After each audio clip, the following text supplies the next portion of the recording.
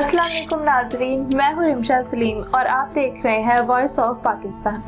और आज मैं आपके लिए लेकर आई हूँ सुनहरी बातें।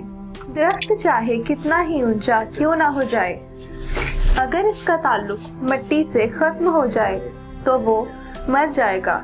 इसी तरह इंसान अगर आजिज़ी छोड़ दे तो इसकी बुलंदियां खत्म हो जाती हैं।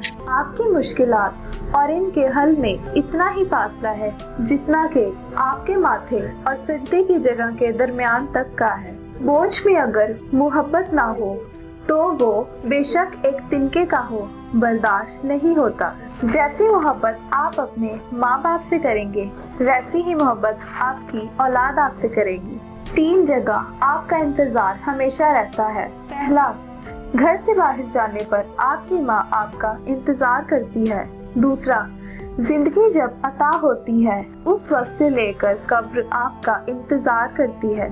तीसरा और सबसे ज्यादा इंतजार आपका रब आपके गुनाह करने पर आपकी तौबा का करता है। जब तुम्हें लगे कि तुम्हारा कोई नहीं है तो आसमान की तरफ देखना, वहाँ वो है जो हमेशा से तुम्हारा था और हमेशा रहेगा। आदमी वो है जिसकी जात से दूसरों को फायदा पहुँचे, वरना पत्थर है।